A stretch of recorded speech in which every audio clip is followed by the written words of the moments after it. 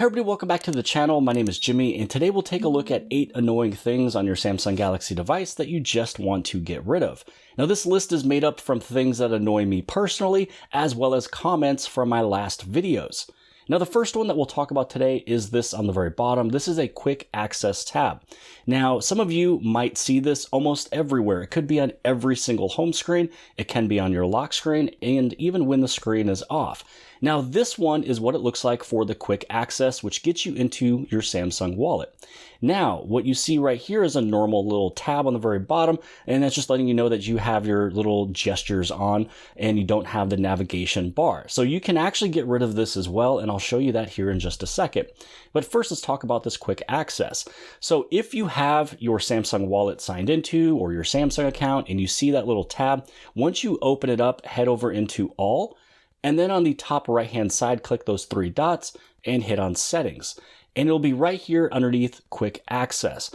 Now inside of here, there is a lot of different settings you can take a look at, but most of everything that we'll take a look at here is with the swipe up gesture. Now you can see you can have it on the lock screen and even when the screen is off. Now I turned those off just so I can kind of show you what it looked like on the home screen. And when I was talking about how you can have it on every home screen, it can be on every single one, or just the home screen itself. Now, if you want to turn all of these off, you simply turn all of these off, and now it won't be there.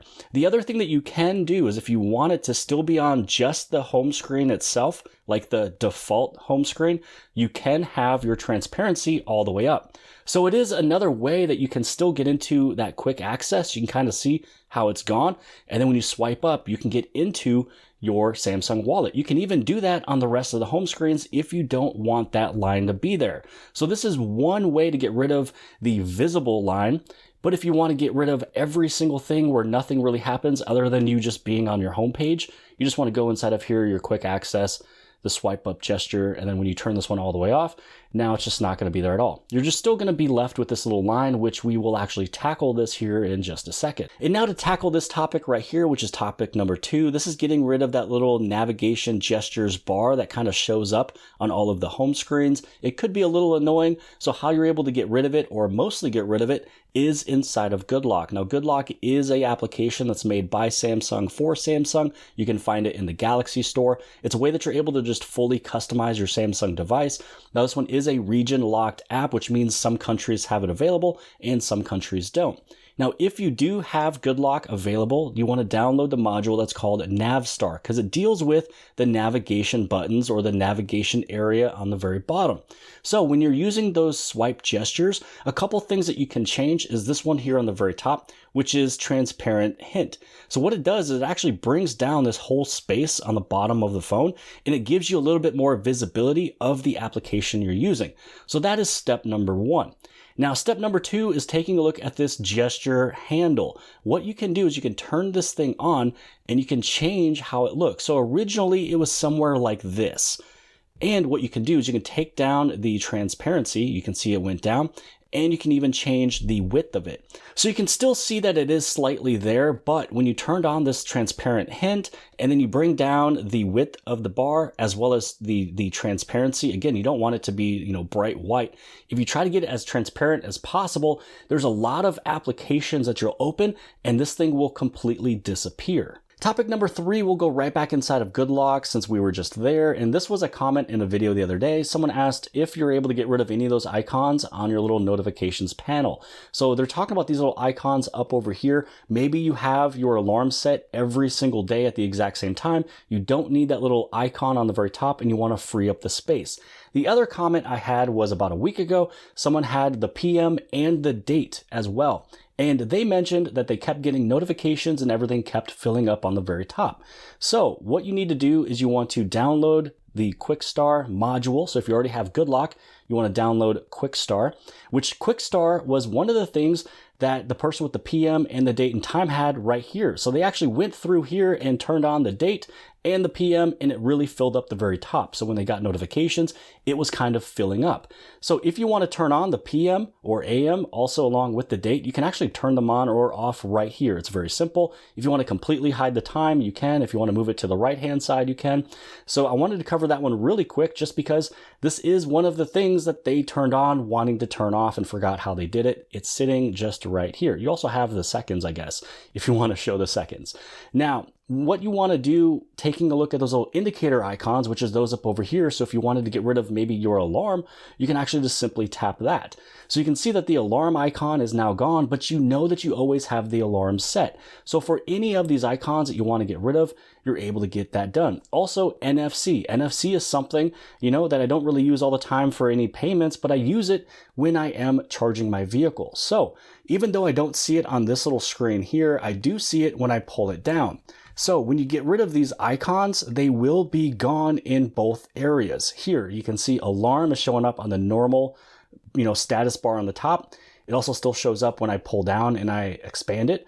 Now, if we take away the alarm, and again, NFC is not showing up over here, but in the extended screen, it did. So when I pull down, I was able to kind of clear up all of my little icons. So if there's any of these you would like to get rid of, all of them are sitting right here, and you simply just turn them on or off. Topic number 4, let's just go inside and let's take a look at these little icons on the very bottom. Now, I've already covered this in a past video talking about everything that's brand new or changed or everything you need to know about the Samsung keyboard. So maybe you have the little icon for input method down there, or maybe you have your little voice input icon there. You are able to get rid of one or both of these if you want. So first off, if you simply just want to change it over into input mode, it's right there. So if you accidentally tap on the little mic and you don't mean to, now you can actually just have it be that little keyboard.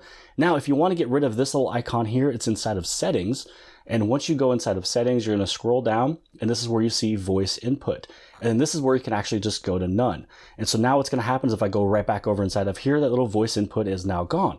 But this right here, this little keyboard icon, let's say that maybe you want to get rid of this thing. Pretty much all you would have to do is tap on it, and then you just want to turn it off. And it's completely gone. So there's going to be absolutely nothing on the very bottom left-hand side. Now, if you ever need to turn these ones back on, you can go inside of settings, and this one's for the keyboard. This is where you can turn on your voice input, put it back either to Samsung or Google. And now that you turned on the voice input, now maybe you want to get back that little keyboard icon. You want to go inside of settings, go all the way down where you see general management, and then inside of general management, this is where you go to keyboard list and default. And this is where you see keyboard button on navigation bar. And so now that you did that, you can just completely get rid of everything. And on the very bottom, now again, you have your voice input and the input method right back. Topic number 5, we'll talk about getting rid of your fingerprint icon in certain areas, as well as getting rid of that little animation when you unlock the phone. So for me, I always turn off the animation just because I don't need another process happening when I'm just unlocking my phone. I just want to get in immediately. And some people forget that there is additional settings when you set up your fingerprint and face recognition. So usually at the very beginning, when you first set up your phone, you go inside of lock screen and always on display, you set up your lock screen type, you put in your face and fingerprints, but where you have all of those additional settings is right here underneath security and privacy. So inside of security and privacy, this is where you see biometrics, and then this is where you have those additional settings for face recognition and fingerprints. So we're going to go in here, I'm going to type in my PIN. Now, once inside of here, this is where you can add in another fingerprint. You can even rename your fingerprint. This is where you have fingerprint unlock if you want it to be on or off. Here's where you have fingerprint always on. So that means even when the screen is off, you put your thumb where it reads and it'll unlock it. Now, these are the two that I'm talking about here, which is show icon when screen is off. So if your screen is off and it's on the always on display, this is where it'll actually show that little fingerprint icon. Or you can have the option for tap to show. So if your screen is off and you tap the screen, it'll actually show you the fingerprint icon, or you can actually just have it set up as never. So if you don't really need it to be there, you know where it is because you can just do it because it's always on, then you can just unlock your device. And then there is that whole animation while unlocking. So what it looks like now is this. When you go back inside of this screen, it'll always show because the screen is on.